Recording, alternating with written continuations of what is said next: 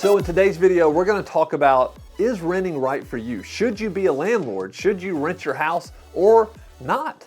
We think this is a very important question to ask and one that we're going to answer today. We're going to give you at least 6 things to think about to help you decide, should I rent my property or not?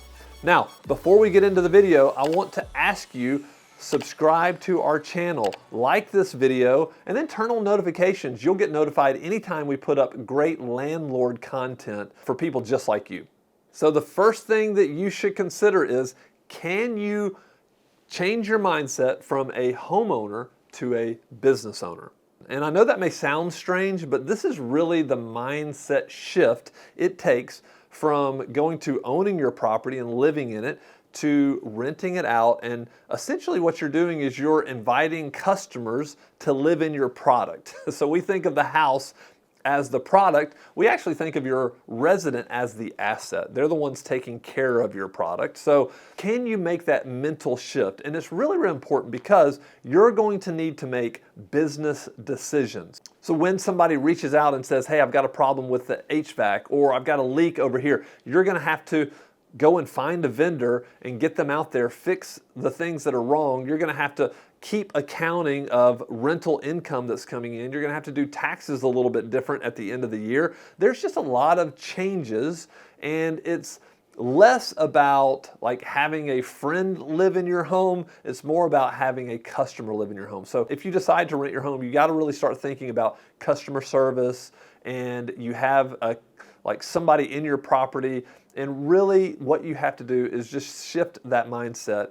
And some homeowners find that very difficult. Now, number 2 is, think about this. Is your move permanent or temporary? Now, some people are trying to decide whether they should rent their home because they're moving out of town for work. Let's just say you live in Atlanta and you're moving to Denver for work, and you want to rent your Atlanta house because really you've got a great interest rate. Your mortgage is at 3 or 4%, and you don't necessarily want to sell it. But think about this: is your move permanent or temporary?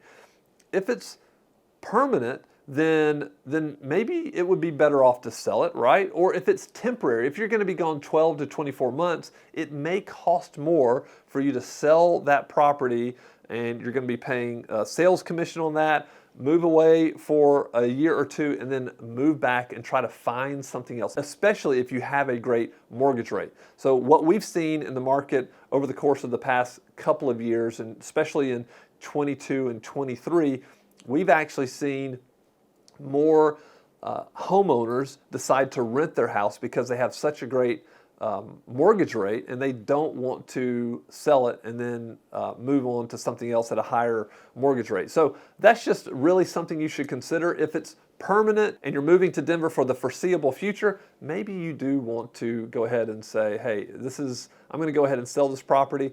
But if you think you might be moving back into town, then possibly consider renting. The third consideration is, do you think you can rent your home for more than what you're paying for your mortgage and for taxes and insurance? Because these are the probably fixed costs that you're going to need to cover. And so do you believe your rental rate will cover all of those things? Those are the bare minimums. On top of that, you're also going to have repairs. I've not ever seen a rental property, unless it's a brand new build, I've never seen a rental property that didn't need repairs over a 12-month period. Now, you may have some money set aside for repairs, and we definitely encourage you to think about that, but possibly, could you get enough rental income to cover not only the mortgage, taxes, and insurance, but maybe even some repairs along the way? So I think thinking about that is really, really important. Also, when you start thinking about renting your home, you should look at what we think are bigger expenditures, your things like your roof, your HVAC, your hot water heater. How old are these items? When are they going to need to be replaced?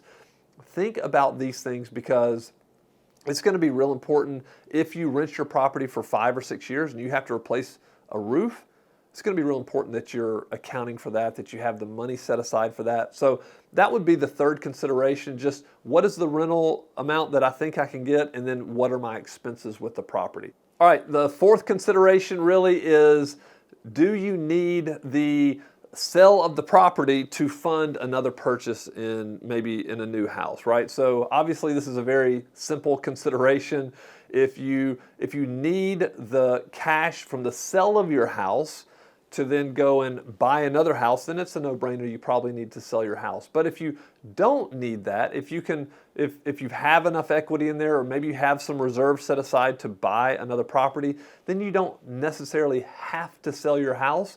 Then owning a rental property can be a great investment, because not only are you paying down a mortgage and building equity, but also you're probably going to get some appreciation along the way.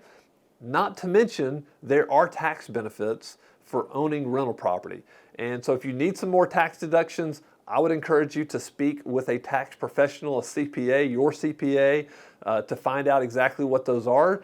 But if you don't need the lump sum of cash, the equity out of your current home to fund the purchase of another one, then it may make a lot of sense for you to rent that home. All right, the fifth thing that I think that landlords or homeowners should be considering is just really, if you're trying to sell your house and it's sitting on the market and you're not able to sell your house, and so now you're considering renting the property, I do believe it's important that you think, well, why isn't my home selling? Is there something going on with my house? So I think being very objective about why your property's not selling. So there's a few reasons why most properties don't sell in a normal time frame, probably a 30 to 60 day time frame. Number one is that they're overpriced, right? So is your home overpriced? Are you asking too much for the current market? Number two is my property out of date, right? So do you have outdated carpet? Do you have certain wallpaper or certain paint on the walls? How about your cabinets, your bathrooms? Your bathrooms and your kitchens are probably the most important. So are they outdated, and that's why your property's not selling? The way to rectify that is to lower the price, actually, because somebody that's buying that property is thinking they're going to have to redo the kitchen, the bathroom, and some of these other things. And then I would say the third reason why houses don't sell is that there are things called white elephants that need to be addressed. And a white elephant is really, why we say white elephant is, a white elephant is really big, very noticeable, and you can't do anything about it, right? So those are things like, is your property on a busy street? Does your property have power lines right beside it? Or maybe it's right beside a railroad tracks. Those things are going to detract from the property. So when you think about the property not selling, you also have to think about, when you're thinking about renting the property, you have to think, well, would it rent quickly?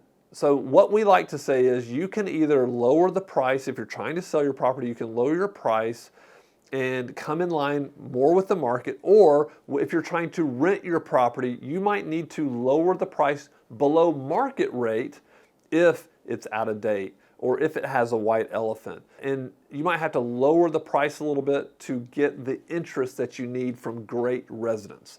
Because residents understand that moves are very temporary for them. They're not thinking 10 and 15 years living in a home. They're thinking between 1 and 5 years usually. And so if it's outdated, it's not as big a deal to them. However, they will expect a little bit lower rental rate. So that's something else to consider. That would be number 5.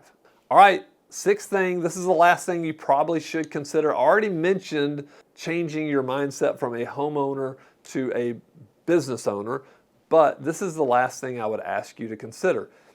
If you're going to manage the property yourself, you need to be able to handle dealing with residents. Again, this kind of goes back to being a business owner, but you're going to get requests that you may not want to answer. You're going to be getting calls, you're going to be getting emails, you're going to be getting texts that you haven't gotten before, and they're going to be asking you questions. They're going to be requesting things. So can you deal with residents? Now, even the best of residents are still going to need your attention. So you should be thinking, can I deal with residents? Am I going to be able to answer them quickly, take care of them? When you do this well, this is the reason that residents will renew and stay in the home. You really don't want a resident that just stays 12 months and moves out. If you have a resident moving in and out every 12 months, it's likely you're not going to make any money on this rental property. And so what you want to do is you want to keep a resident a long time. I would say 2 to 4 years. And the best way to do that is to go ahead and understand that you're going to have certain responsibilities that you're going to have to take care of. Now, a great alternative to that is hiring a property manager. Now, obviously at Evernest, this is what we do, and we take care of the residents for our owners. And currently, we manage around 14,000 properties for owners across the country. And so if you would like to speak with one of us about managing your rental house, we would love to hear from you. You can reach out to us at sales@evernest.co. and someone will get in touch with you. We'll talk about your specific property. We'll give you a great rental estimate, and we'll give you just some ideas of what you can rent the property for and what our process is for helping owners just like you. That's it for this video. If you'd like to see more landlord videos like this, make sure you subscribe to the channel, like this video, and we'll be putting more videos just like this in the coming weeks.